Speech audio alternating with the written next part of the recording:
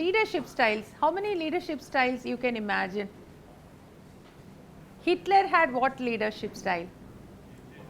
Dictator, autocrat. So India is supposed to function as a democrat. Okay, now it is not. Okay, so India is a democratic country, and Hitler is an autocratic person. And okay, let us. Any other? Laissez-faire. Who wants to be lazy? So come, let's see now what sort of leader you are. You just now till this time you did the this personality, and some of you, most of you are supportive, some of you are dominant, and we saw when under pressure sometimes our personality changes sometimes, right? When we are put under pressure and stress, sometimes our personality changes. So that is also we saw in that this personality profile, and we can also understand others' personalities based on that. So here now some people are autocratic, some people are supervisory, some people are democratic, some people are laissez-faire, some people would like to participate along with you and work with you. So among this, which are you? So this is an autocrat person. Whatever he says, the others have to do it. If they don't do, he cannot take it up. So that is an autocrat. So the next is, what is this? He says that he who leads, leads the best. So he says that if I want to lead, I should lead the least. So I allow you to do whatever you want, and I can rest, and because this is good at some point. For example, I have my followers whom I have trained them to leaders. Now they are leading, I can rest, right? So this is after some time anybody can follow, but this is the laissez-faire type. And so now there is a new leadership called situational leadership style. This is adapting the leadership based on the situations, based on your people. For example, you have a person, there are different types of students, right?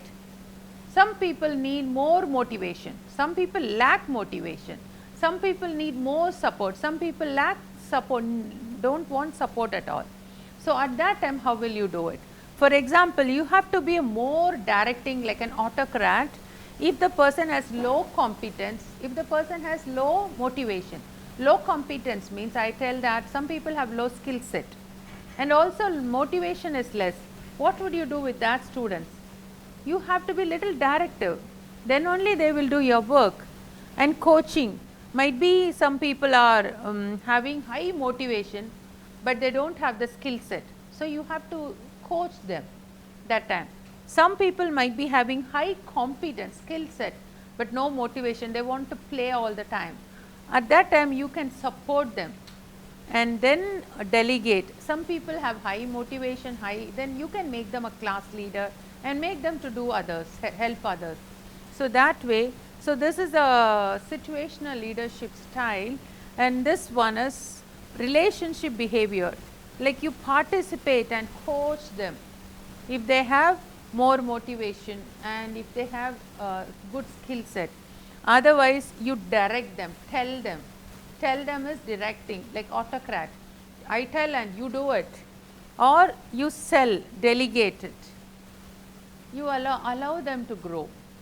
So these are different behaviors the same leader can exhibit. In those days, leadership style means people were thinking sometime you can be an autocrat, sometime you have, some people are democrat, some people are autocrat, some people are laissez-faire. They were calling each leader at different names. But now the new leadership style is every leader can function at different times at different leadership styles. Might be with one child, you can, as a parent also, some child you can deal a little different. So that is the way leadership works, they say. So now for example, in this case, I see like for example, a boss and an employee. Now a boss can tell or sell or consult or join. So if he tells, that is, he is like a pushing type. I push. Some boss is like pushing type. They, whatever they say, you have to do it. Some boss are the other side, they join with you, they help you, they pull you out. So both are consultative, automative, or participative, diplomatic and autocratic, all are in one single boss. When they deal with, for example, I have a group of 10 people working with me, and each person are having different styles, different, understand what are the two methods. One is competence, one is, what are the two methods, what are the two different attributes I said, competency and the next is competency and motivation. If they have low motivation, more competence. If they have more motivation and low competence. So each time you can modify your skill set based on that, right? And so this is the, so you can be at sometime democrat, sometime autocrat. The same person can behave both. Now this is most important thing. This was John Maxwell brought out 5 levels of leadership. See, now first when you join any organization, you might, for example, ma'am joined 2 years back, you might have given respect initially to her for a position. After some time she grows. For example, in my lab, let me take a government lab, and there are some people, an administrative officer is there, he has some people working with him. So they work because he is your leader. It is not because he is inspiring or anything, because he has a position. The position makes him a leader. In such a case, what they will do, you know, correct 5 o'clock the office closes, 4:30 they will start packing everything. They will start even having evening tiffin. Then 4:45 they will go to restroom, and 4:55 they will start again, once again packing, and sharp 5 when the bell rings, their bike will be starting. Okay. So that is the way, if you are having a position leadership, it works, because you give respect to a position, and the position is based on your time. The next is based on your permission. She developed little relationship with you. For example, I have a group, and I developed, after some time the group relationship increases. So I give them permission to accept me as their leader. So I tell them to stay late, they stay late, because I have given them permission, there is a relationship, and so they stay late and they work, they contribute. Okay. So now they allow me to be the leader. They are happy to accept me as the leader. I have grown from position level to permission level, understood? So now first, even any position you should be, you will join as a position. Then based on your performance of relationship, how you are performing, you will allow people to permit you. So they will happily surrender to your authority. You will never force them, you will help them out and they will happily surrender. The third one is production.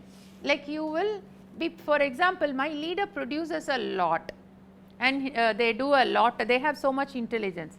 Automatically you will respect them. It is based on the output, it is based on the results. So I give respect to my leader based on the results. So that is a permission level, third level. And the fourth level is people development. This is a very, very important. Now first I joined as a position, I developed a relationship, people started accepting me as a leader, and at the third I went to become a person whom they want to stay late, because they want to produce. I am doing and showing it to them, I am taking them along, I am producing a thing. For example, we are doing a missiles, I am doing something and they are looking at, they want to do something. So we are all working together. The next is, I am developing another person like me. So when I leave, I will leave a legacy. I see sometimes it is better to leave before others pushes us out. The right time we should plan our own exit. Sometimes people stay for a long time, people will wonder when they will leave. So many times it happens. So you should always, when you are leaving, you should leave a legacy. The other people will perform much better than when you are there, that much you have trained them. So that is reproduction level. So that is very, very important. So that is people development. And finally, like for example, in our DRDO, we had Abdul Kalam as our director. He became president of the country. He became for everything. They transcend their own lab. They transcend their own organization. They become for everybody. They contribute something for the country. That is the pinnacle. That is the respect level. So a leader goes from, can you tell from the first is what? Position, then permission, production, people, pinnacle. Okay, so you remember this. These are the 5 levels of leadership, and I encourage you, every one of you, as we are all in the learning process. It's always a constant learning process, and we are supposed to grow from one level to another level. Even Bible encourages us, continuously growing in the glory of God. So as we increase, see how we are growing. When we know that we are made in the image of God, the other person is made in the image of God, nobody can be our competitors, because we are here to do our duty and nobody can take our position. Somebody was telling earlier, I used to get upset in my office when I did not get promotion as early as possible what I decided. Then I understood promotion does not come from my, people used to get so much negative mentality at once the promotions are announced. Then I understood, if we are a Christian, we should have a different understanding, because promotion does not come from the east or the west. It comes from the Lord. Even your leader can stop you, but if God wants promotion, He can get you, right? That's what it happened so many times in my case. So what has happened is, it is God, man can shut the door, God will open the door. And if God shuts the door, even if man wants to open, it can never be opened. So you are not accountable to man. So you can never get angry with man. Even if your promotion, your leader you think has stopped you, it is not your leader. It is from some other higher authority. Because when you surrender your life to Jesus Christ, no, you are not accountable to human beings. You are accountable to God. Everything happens in your life happens through the loving fingers of Jesus Christ. That's why Romans 8:28 says, everything that happens good for those who love the Lord, who are the called as per His purpose. So as leaders we should understand. This understanding changed my motives so many times, because when people awards are announced, when promotions are announced, in every lab you see half the people getting demotivated, half the people getting demoralized and telling somebody is favoring someone is favoring, all these talks will go on. So when you are a God-centered person, you know, even if something like that is underground happening, you know nothing can happen beyond His control. Okay, even in this politics also, people were telling, we are supposed to pray for that, we are supposed to pray for this. God never said to pray for any politician, any man. God said, whomever comes, government will be upon his shoulders. It is His control. He is the Lord of Lords. So whomever comes, we are supposed to respect, we are supposed to, so that's what I learned. Even if it's the tyrant who is a leader for you, you are supposed to respect them, and we are supposed to pray for them. That's what a Christian can learn. If you are here in this organization, the organization goal should be the highest priority, and the person who is above you, you are respecting them, God's name will be glorified. When you respect your elder, even though if they are evil, your juniors will look at it and respect you, and that way an organization grows beyond level. And next, a leader's that is a transformational leader. He transforms individuals because of who he is. He transforms the other person. Focus on the potential relationship between the leader and follower. So they engage the full person of the follower. So now this line I like, this poem I liked. Can you read together? One man awake, and he awakens the other. You can just awake the next person if you are sleeping. And the 3 awake, second can awake the next door brother. And then the 3 awake, he can awake the town. And the whole place they turned upside down. And the many can make such a fuss, and they finally awoke the rest of us. One man up with passion in his eyes. Tell multiplies. Yes, that is the transformation. It multiplies. One person is at the bottom. He goes on making leaders. So finally, It's you see, that is the thing in church. If you want to church to reproduce, then you be a leader who develop leaders. If you are a preacher, develop preacher. If you are a prophet, develop prophets. It's not that the skill should reside in you.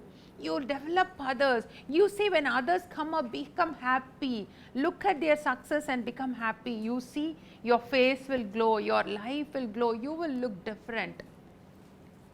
This is so important. You know, the greatest leader. Who is the greatest leader?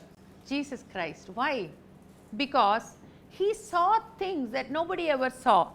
He saw the potential in others. Nobody ever saw a 5-time married person again and again. She would have looked so bad in their eyes. But in Jesus' eyes, she looked different. For one Samaritan woman's sake, he took a different deviation, and he was talking theology with her. He never talked with the religious people.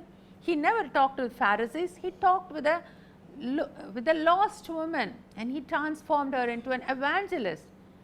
There was a tax collector, Zacchaeus, and people were telling that he was a sinner, and Jesus made him a saint. He was about to give everything of his property to others. So Jesus transformed people. He said things that nobody else said. The words that I speak are life and of spirit. John 6:63. John 10:10. I have come to give abundant life, life in abundance. People speak about death, but Jesus spoke much about life and living for his glory. And you know, Jesus believed things that nobody else believed. He believed in people. He was full of faith. He was calling some fishermen, and he looked at them and he said, I am going to make you fishers of men. You are just a fish catching fish, but one day you will catch men. Wouldn't they? They would have believed. They can turn the world upside down, that fisherman Peter and John and James, Andrew. He felt things that nobody else felt. He could understand the pain in people's heart. He healed. Why? You know, moved with compassion he healed. Bible has the beautiful verse, moved with compassion. If somebody is a faith healer, if he doesn't have any compassion and he heals, you might be able to question them. That is the thing. If they have, Jesus healed because he was crying in his heart. He felt sad when he looked at Jerusalem. He had compassion. That motive, that pain in others' heart touched his heart. Jesus did things that others didn't do.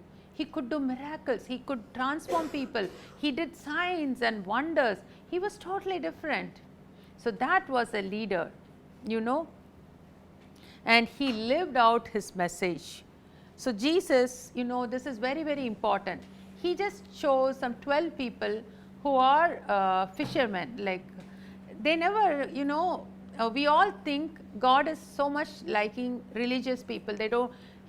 We always give pastors, prophets, and all the first level, and then the second and level to people who are in the workplace. But there is no difference between sacred and secular. Jesus did not call Pharisees or priests or Sadducees. He went in that village. What is the number one business? Can you tell me? Fisherman business. Fisherman company is the greatest company. And who was having the companies? Peter, James, John, Andrew. And he called them who are in the business.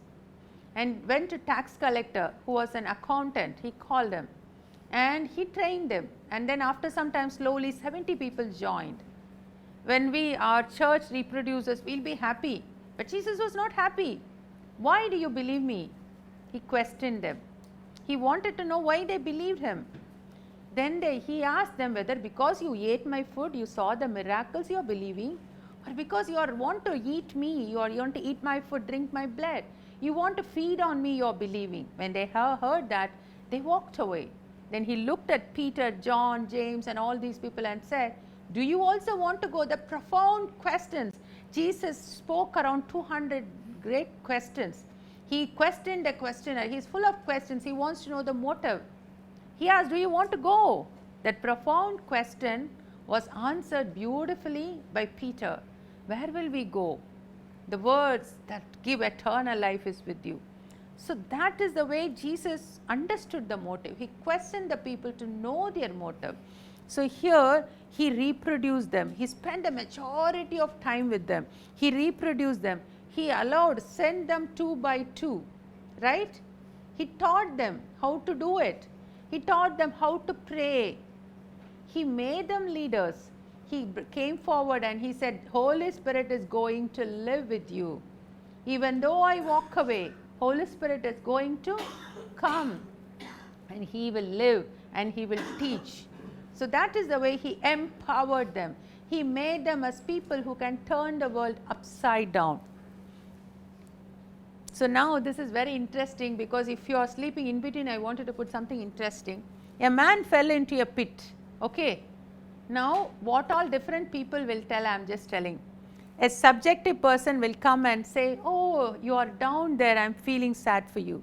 An objective person will say, it's logical that there is a pit, so you should be down. A mathematician will calculate how he fell into a pit. And a news reporter want to know how you fall. He wanted to get the story so that he can write a news. And you know, a Calvinist will say, if you are saved, you wouldn't have fallen inside. And a charismatic will say, now you tell, profess that you are not into the pit. You have to confess that you are not into the pit.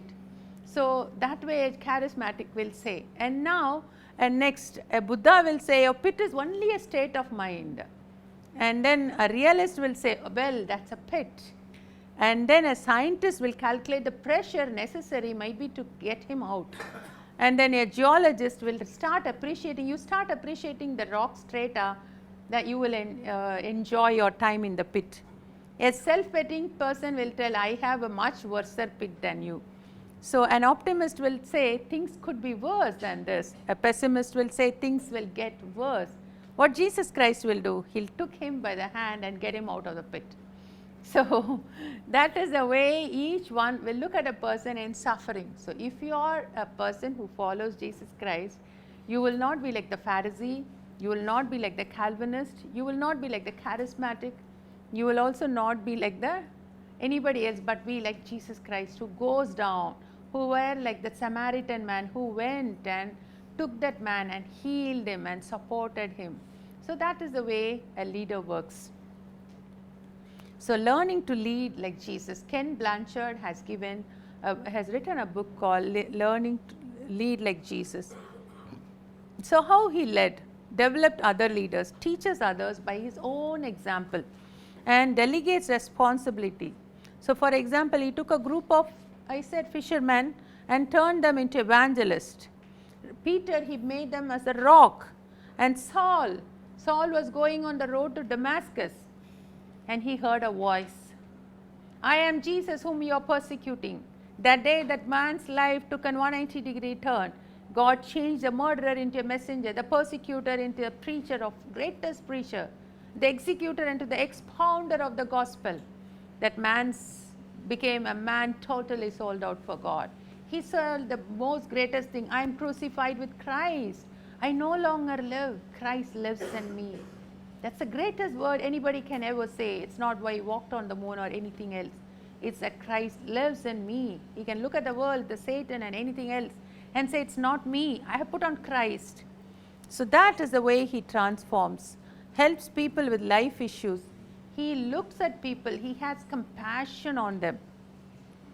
He has concern for the total well-being in an individual. Samaritan woman, the blind man. Encourages followers. He made a I can do attitude. We always say sometimes to people, you can't do it. But Jesus always encouraged, you can do it. Plays a role of a cheerleader, you can do it. Example from the Bible is, ask Peter to walk on water. Can a man walk on water? But Jesus encouraged, I am there, try to walk. When Peter looked at Jesus, he could walk. When Peter looked at the water, he couldn't walk. That is the walk by faith and not by sight. Sells instead of tells. Tells is an autocrat. Jesus was a democratic leader. Makes them want to do it. He was persuading, he was not commanding them. I have come to serve, not to be served, he said. Sermon on the Mount, the greatest Sermon on the Mount. It was appreciated, it's appreciated by year and year. Many leaders who are not Christians appreciates them. Thinks it's not about me, nothing is about me, it's about you. He came to lay down his life. His only purpose to die on the cross. Anybody will enter this world just for others' sake. Jesus did that. That's why he says if a grain of wheat, unless it dies, it will not give rise to fruit. So if you want to give fruit, die in your, means you die to yourself and live for Jesus. Reduce, that's why John said, I want to decrease, let him increase. That's what his death, his incarnation. He was the most humble man. Philippians 2 says that even though he was with God, he was equivalent to God, he is equivalent to God, he left everything and took the form of a slave. So that is the humility he has. I am just going fast because I have 10 more minutes.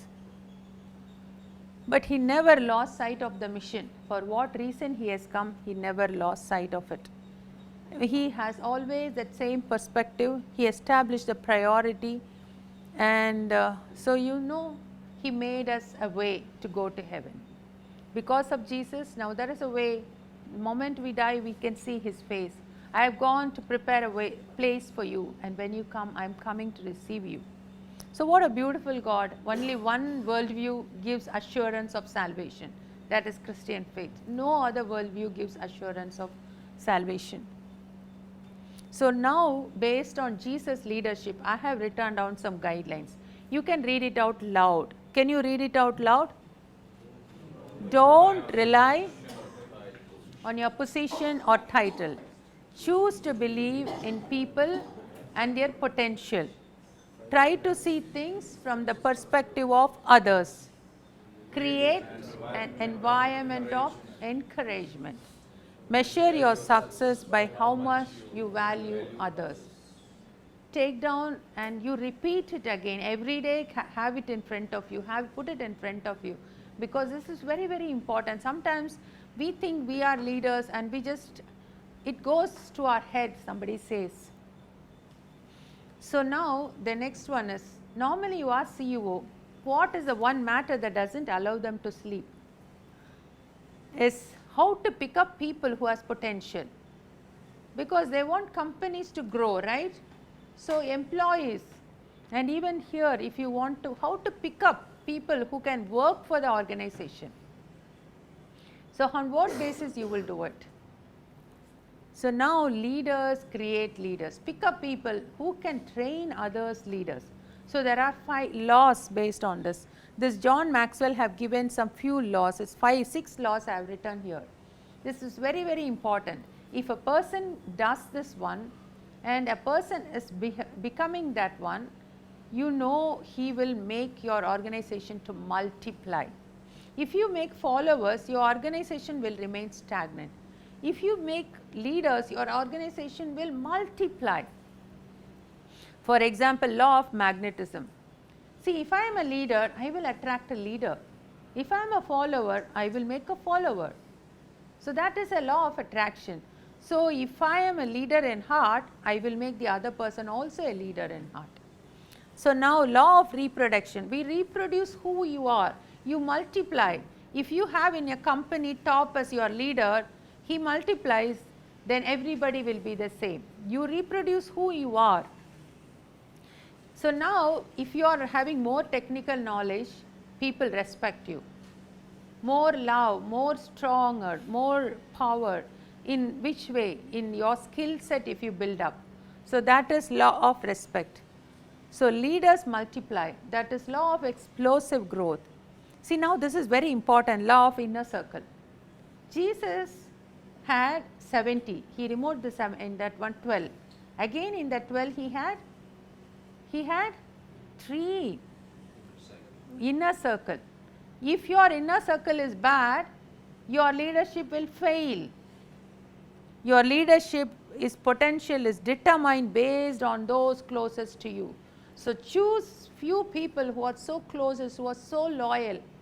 That is very, very important if you are a leader. You know, somebody says that everything depends on that one.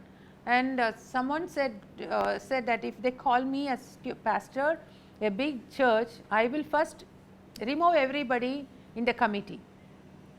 I form a new committee, because the committee can overtake the pastor, then the pastor does as only a just whatever he says, he is just a puppet.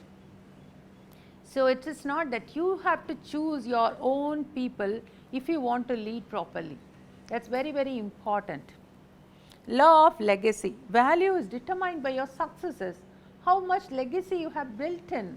When you are leaving, the organization functioning much better than when you are there. That is very, very important. So leaders develop leaders. I was talking about coaching, my third section. So now the final is about organizational excellence. Another 5 minutes, it's actually a big session. I am trying to finish. 10 more minutes are there, no? So we spoke about in the morning about leadership, then about coaching, about finding out potential in others, about personality profiles. Now why we are here? It's an organization. What is an organization? You have one purpose and so many people are working together to achieve that purpose. What is the purpose of this organization? Can somebody tell? What is the purpose? I am asking from somebody has to tell what is the purpose of this.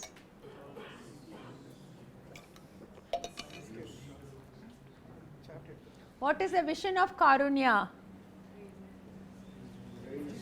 Huh? To find solutions for social problems. To train students, and through them you want to change the society.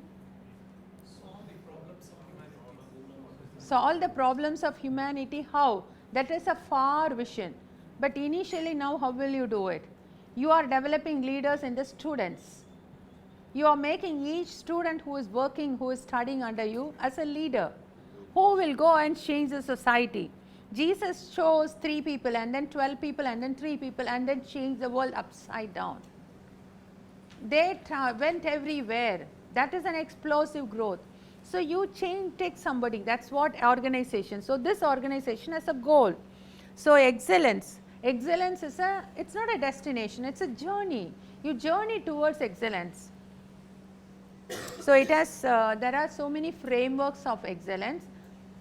This Baldrige, one person, he tried to do in 1950s, he told quality has to be built in. And he went and told throughout USA to include quality. None of them listened to him. So finally he went to Japan and implemented it. Suddenly Japanese products became everywhere so important. All Japanese, Sony, everywhere it was. Then USA made a documentary and they wrote, and the documentary sounded like this: if Japan can do, why can't we? Then they brought in his criteria into his thing, and now European, Australian have different models, but almost similar to this. It's on leadership is the main thing. And then how you plan, how you are focused on your customers, who is your customer, and then how you are analyzing the knowledge management. Knowledge management is very, very important. I will come to you that later. Workforce means people who are working, like these are all workforces, and employees, and operation, how you are working on that, and then results, what is the result you are achieving, and based on that, see, this is the leadership, customer focus, and all these things together forms an organizational profile. Now I give marks to an organization, 1000 marks I have. Leadership I have to give 20, and based on this I can give a mark to this organization. So now across India, if you take different universities and grade, which university will get more marks? So based on that you can work. So where am I failing? Am I failing in leadership, or am I failing in knowledge management, or where my vision is not still okay, or what is my mistake? So what is the vision? What is the mission? What business are we in? What are the strategies? So Henry Ford said, take up my factory, burn everything, but give me my people, I will take it forward. So people are so important. That's what you have again and again training. I think it's a great thing that they are training the leaders. So I'm going, because so now your people who are working with you, do they have pride in what they are doing? Are they happy to work in this organization? What about the culture? Organization culture is very important. Some organization you will see, you can perceive the negative culture going around. Some organization you can have the positive culture. It's very, very important to make everybody positive, work with positive goals. What are the steps to unnecessary things? You have to scrap it out. If some people are so detrimental to the organization, it's better to scrap them out instead of having them here. And how are the people who are the good people? They have to be recognized, they have to be rewarded. That's very, very important. And now this is the see, you need everybody to work together. This is the way a team works. So that way conflict, everywhere conflict comes, but there is a way you can resolve the conflicts. So now knowledge management, see here, so they are telling our founders built this company on great values, but now they have gone. Nobody knows nothing, anything about what are the things. Everything has to be documented. Each and everything has to be documented, and the person, next person will be knowing what you have done. So that is very, very important. And any deadline, anything is a deadline has to be followed.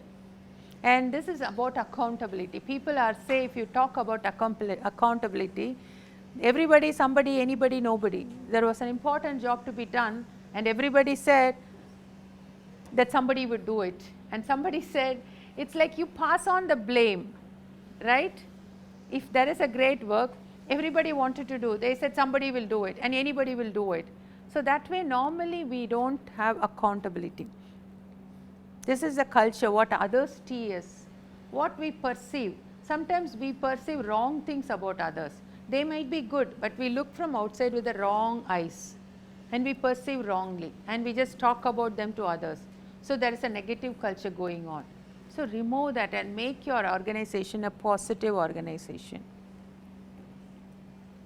So difference we make in our lifetime is date of birth to date of death. Let us do something better. So now this one, you know, just next 2-3 minutes I will tell some case studies which is quite interesting. There is this aircraft, China Airlines was flying to Japanese island Okinawa. So when it landed, suddenly it got fire, the full aircraft, and almost luckily all the people were evacuated. But they tried to find why it happened. When they were assembling, a small screw has got loosened and fallen down. So because of that, the other things were moving faster, and when it landed, because of the fast speed when it was landing, it got fire. So a small screw, so important is the process, so important is the quality. It's very, very important. And you know what is the fifth force? Challenger. Kalpana Chawla, you know? Who is Kalpana Chawla? Space astronaut, Indian astronaut who died, and Challenger spacecraft. So the Challenger spacecraft, why it collapsed? There was one O-ring that got loose. And why it became like that? Because of the climate. The climate was too cold. They were not supposed to take it up, but somebody wanted that missions to go, so they started off. That's the leadership flaw. Many of the things are problematic because of a leadership flaw or a process flaw. These are the two things, many of the accidents you can see again and again. So this is, so it's very important. The fifth force, we always look at outside the four forces, but the fifth force is human force, how you relate to one another.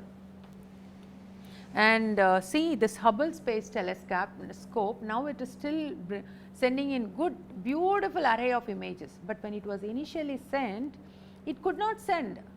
Whole NASA, many people got demoralized.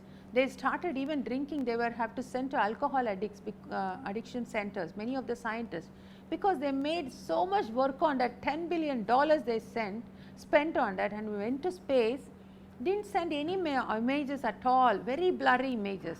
The mirror was wrong. So then there was a leadership flaw in that they have given to a different company. Then again the leaders took it up, and they sent 5 space scientists who walked on the space 7 days and corrected the mirror with small mirrors and made that to work again. So everything is a leadership failure if you see. Whom to give, which company to give, everything is very important. This Korean Airlines, more than 17 Korean airlines crashed, and people wanted to find out what is the problem, whether airlines had a problem or why. Then they found in Korea, the seniors have to be respected too much. So a junior will never talk anything, even if it is truth also, to the senior. So they were very scared to talk to the senior. So a senior pilot is sitting, some problem is there, the junior pilot was scared to tell him. So that undermined so many, whenever problems happen, the juniors, that communication gap, that was the reason many of these things happen. So that's another communication flaw. So you know, leadership has, the process is important, leadership is important, the management is important, communication is very important. And you know, the law of being connected, people need to feel that they are included. You exclude somebody in your conversation, and how they feel, they are feeling excluded, include everybody. That's very important. Make people to serve, to give, in giving make them to have, and then people should have a purpose. This is one story I will tell and finish. This is about a book. You can go and get this book also. A company was going down. So Andy was the one person who was working, only his particular department was flourishing. So the other lady who was sent as a manager to this company, she wanted to find out what is the secret. Every department is going down. So he took her to the nature, like a ma'am will like it. He took her to the forest, and then he explained to her. First he showed the squirrel. So he said that let us learn from the squirrel, the spirit of the squirrel. The squirrels, they all carried something in their mouth, and they started dumping it in their place, because they know that when the winter comes they won't get food. So they started, now it's a goal oriented. They started collecting their food items now itself and started accumulating. And then beaver, the beavers make near the river, they make their home. But when the home breaks, all the beavers goes and starts making it. Nobody needs to tell to the other what to do. Everybody will come and take it and put it in the right place. They know what they are doing of achieving the goal. They know exactly how to put it. And then goose, for example, one goose is flying, they all chirp. So the other goose get appreciated. I told no, you everybody has a word in front of their eyes. What? Make me feel important. So they just encourage others by shouting. So that is called Einstein's formula. Enthusiasm is money into square congratulations. You encourage others. So that is way, these are the 3 methods. He showed that if your company has to come up, you encourage. You know, John Welch, he started in 1981 from 13 billion, the company went to 500 billion in just 20 years. He followed some of these principles, the same thing what we were talking about.